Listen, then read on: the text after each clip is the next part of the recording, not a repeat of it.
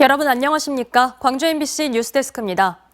이른바 검수완박 전국에서 민주당을 탈당했던 민영배 의원이 총선을 1년 앞두고 복당했습니다. 이 탈당의 정당성을 놓고 아직도 갑론을박이 계속되는 가운데 이뤄진 복당인데다가 내년 광산을 공천 문제와도 직결돼 있어서 지역 정가에 파장이 일고 있습니다. 주현정 기자입니다. 광주 광산 을을 지역구로 하는 무소속 민영배 의원이 탈당한 지 1년 만에 더불어민주당에 전격 복당했습니다. 박홍근 민주당 원내대표는 최고위원회의에서 유례없는 집권 세력의 목리에 불가피한 탈당이었고 대의적 결단이었다며 복당 이유를 설명했습니다. 국민의힘이 손바닥 뒤집듯 합의를 뒤집는 유례없는 집권 세력의 목리에 불가피하게 민 의원은 자신의 소신에 따라 탈당이라는 대의적 결단으로 입법에 동참했던 일이었습니다. 이제는 국민과 당원께 양해를 구하고 민 의원을 복당시키는 것이 책임지는 자세라고 판단합니다. 탈당한 지 1년이 지난 민영배 의원은 민주당 당규에 따라 개인 자격으로 복당을 신청할 수 있게 됐지만 이번 복당은 민주당의 요청이라는 모양새를 갖췄습니다. 당의 요구로 복당을 하게 되는 경우 스스로 복당을 신청할 때 받게 되는 공천 경선 과정에서의 10% 감산을 피해갈 수 있습니다. 친 이재명계인 민영배 의원의 탈당에 그동안 일종의 정치적 부채의식을 느껴온 박홍근 원내대표가 자신의 원내대표 임기 만료를 앞두고 복당을 결정했고 이재명 대표가 이를 최종 승인한 것으로 알려졌습니다. 민영배 의원은 당의 결정을 존중하고 지역민에게는 송구하다며 총선 승리에 매진하겠다는 입장을 밝혔습니다. 정말 의도치 않게 길을 돌아가다 보니까 소란스러웠습니다. 당이 추구하던 검찰 정상화에는 앞으로도 더 매진할 거고요. 민주당이 광주 시민의 뜻을 잘 받들 수 있도록 앞장서겠습니다. 민 의원의 복귀를 바라보는 지역의 시선은 복잡다단합니다. 민주당 일부 지지자들은 검수완박이라는 대의를 지킨 만큼 복당은 시기의 문제였다며 환영하기도 했지만 민 의원 지역구 출마에 뜻을 두고 있는 후보나 지지자들에게는 현역 의원의 귀환이 달갑지만은 않습니다.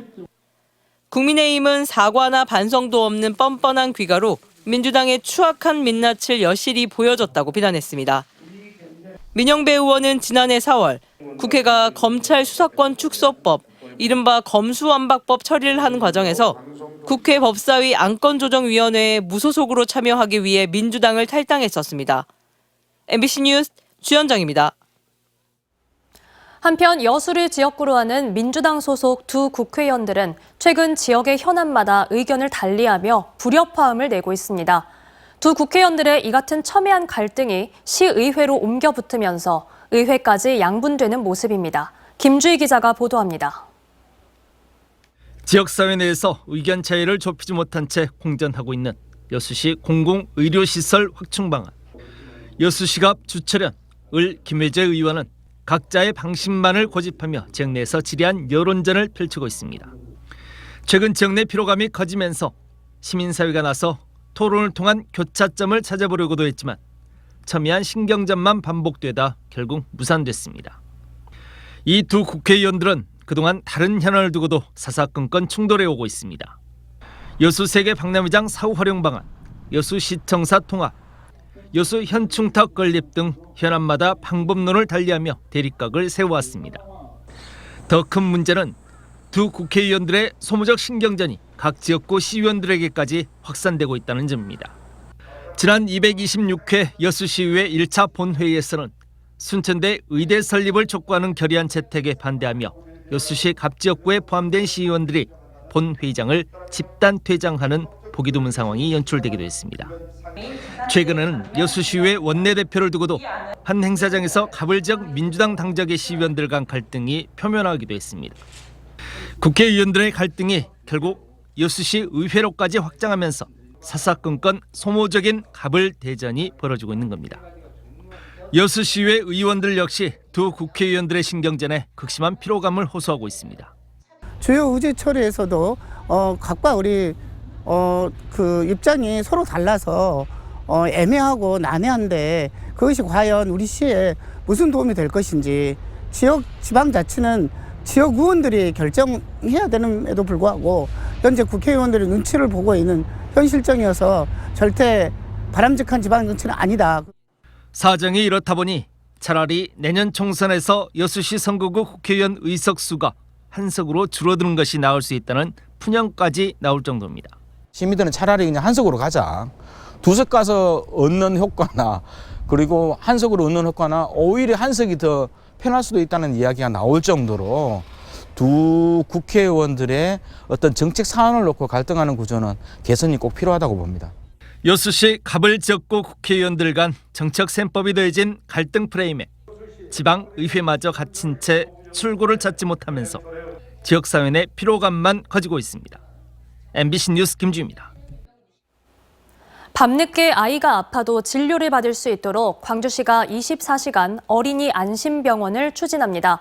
광주시는 공모를 통해 24시간 운영할 수 있는 어린이 병원을 모집하겠다는 건데요. 정작 의료 현장의 반응은 싸늘해서 호응하는 병원이 있을지 의문입니다. 김영찬 기자가 현장 취재했습니다. 광주의 한 아동병원입니다. 이 병원 진료 마감 시간은 밤 9시로 광주에서 가장 밤늦게 운영되고 있습니다. 그런데도 부모들은 불만이 큽니다. 밤늦게 또는 새벽에 아이가 아플 때 마땅한 24시간 전문 아동병원이 없기 때문입니다. 고열이 나고 이러는데 인근 병원에 갔을 때는 이제 처리가 안 돼서 일단 열만 해열제만 투약하고 다시 일반 아동병원으로 와서 입원을 했던 경험이 좀 몇 번 있어요. 큰 병원으로 가기는 하는데 주로 그러면 아이들이라서 거부하는 것도 있고. 이처럼 어린아이 부모들의 걱정을 덜어주기 위해 광주시가 24시간 어린이 안심병원을 추진합니다. 24시간 비상의료 체계를 구축해 아이들이 위급한 상황 시 제때 치료를 받을 수 있도록 야간 진료 공백을 메우겠다는 겁니다. 광주시 공모에 선정되는 병원에는 인건비와 시설 개설 자금, 홍보비 등을 지원합니다. 24시 어린이 안심병원 그리고 소아 전문 응급의료센터로 이어지는 어린이 안심 의료 체계가 운영될 수 있도록 준비해 가겠습니다. 하지만 의료 현장의 반응은 냉담합니다. 현재 전국적으로 소아 전문의가 부족하고 의료진의 인건비가 워낙 비싼 까닭에 광주시가 내놓은 지원 정도로는 24시간 진료를 하겠다고 나설 병원이 있을지 미지수라는 겁니다. 비슷한 성격으로 정부가 추진하고 있는 달빛 어린이 병원도 재정적인 부담도 만만치 않아 전국에서 34곳밖에 추진되지 않고 있습니다.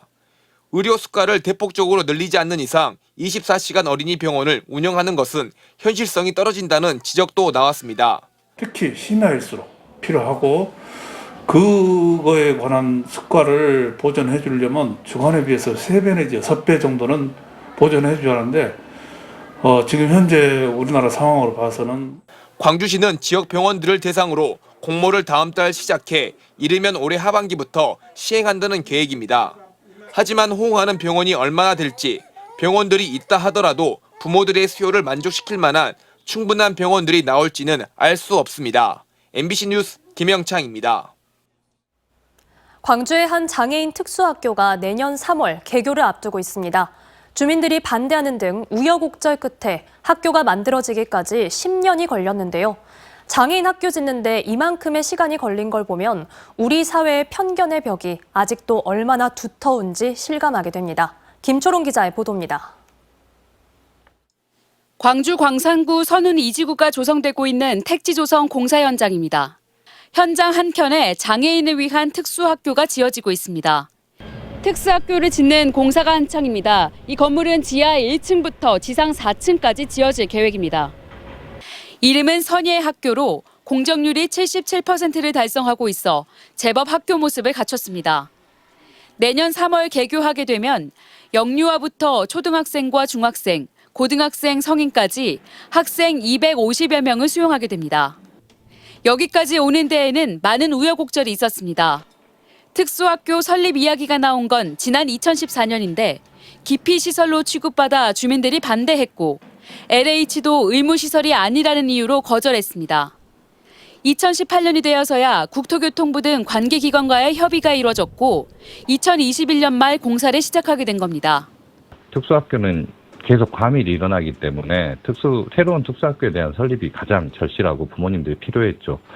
특별한 교육적 요구에 따른 교육이 이루어지지 않으면 지역사회에서 살아갈 수 있는 힘을 잃기 마련이거든요.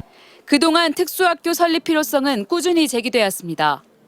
광주 지역 내 특수교육 대상자는 매년 늘어 최근 5년 새 20% 가까이 증가했지만 특수학교는 10년째 늘지 않았기 때문입니다.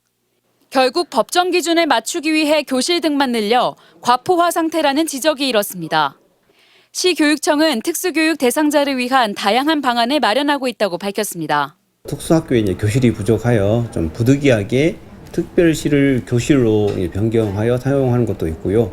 일반 학교에 우리 특수교육 학생들도 증가하고 있는데 올해에는 한 20여 개의 특수학급을 이렇게 신청서를 해서 장애인을 위한 학교 하나를 세우는데 10년이란 시간이 걸린 것이 장애인 교육에 대한 우리 사회의 현주소를 보여준다는 지적도 나옵니다. MBC 뉴스 김초롱입니다.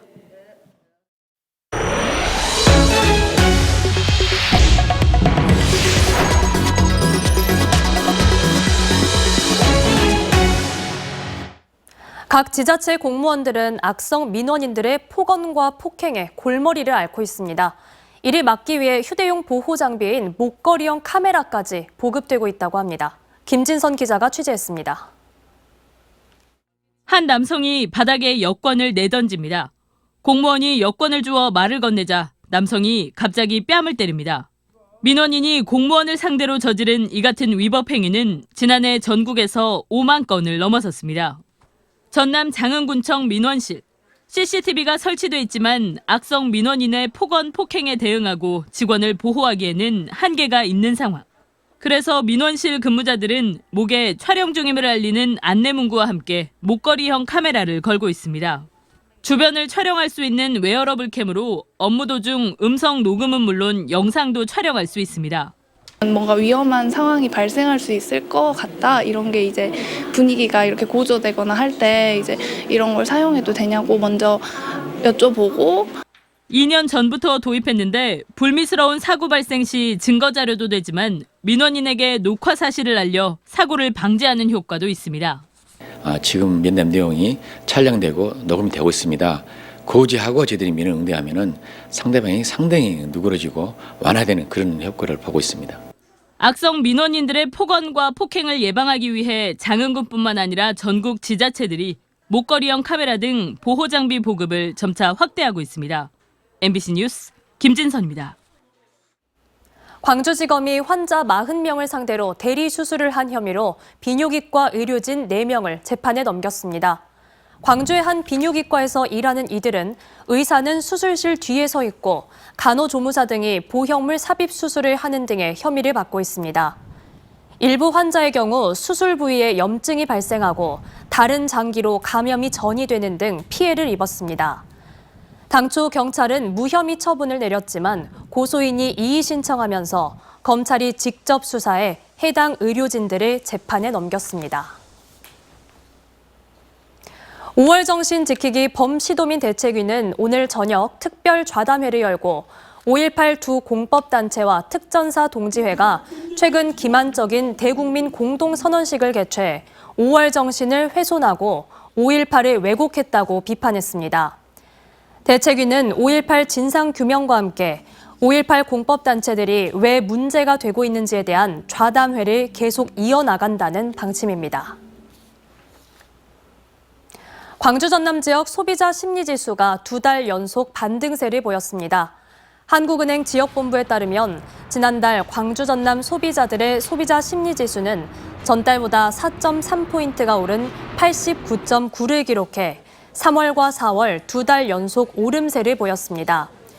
이 같은 수치는 93.2를 기록한 지난해 6월 이후 9개월 만에 가장 높은 수준이지만 여전히 기준치인 100을 밑돌고 있습니다. 광주 전남 코로나19 일일 확진자가 일주일 만에 1000명대를 기록하는 등 재확산세를 보이고 있습니다. 어제 광주에서는 기존 확진자의 접촉 등 산발적 감염으로 551명, 전남은 597명으로 광주 전남 지역에서 총 1000명이 넘는 일일 확진자가 나왔습니다. 지난 4일과 18일에 이어 한 달 사이 코로나19 일일 확진자가 1000여 명을 기록한 것은 세 번째입니다. 방역당국은 코로나19가 재확산되고 있다며 철저한 개인 방역과 백신 접종을 당부했습니다. 오늘 새벽 6시 반쯤 광주 광산구 운수동의 한 터널에서 60대 이모 씨가 몰던 25톤 화물차가 옆으로 기울어 벽면에 부딪히는 사고가 발생했습니다. 이 사고로 다친 사람은 없지만 출근길이 2시간 동안 크게 막혔습니다. 경찰은 커브길을 돌던 중 화물차가 뒤에 실린 철판 코일의 무게를 이기지 못해 기운 걸로 보고 정확한 사고 경위를 조사하고 있습니다. 설 연휴에 어머니를 둔기로 때려 살해한 40대 아들이 징역 15년을 선고받았습니다. 광주지법 정영하 부장판사는 존속 살해 혐의로 구속 기소된 44살 남성에게 징역 15년을 선고했습니다. 이 남성은 지난 1월 21일 새벽 1시쯤 광주시 북구 자신의 집에서 60대 어머니를 둔기로 때려 숨지게 한 혐의로 기소됐습니다.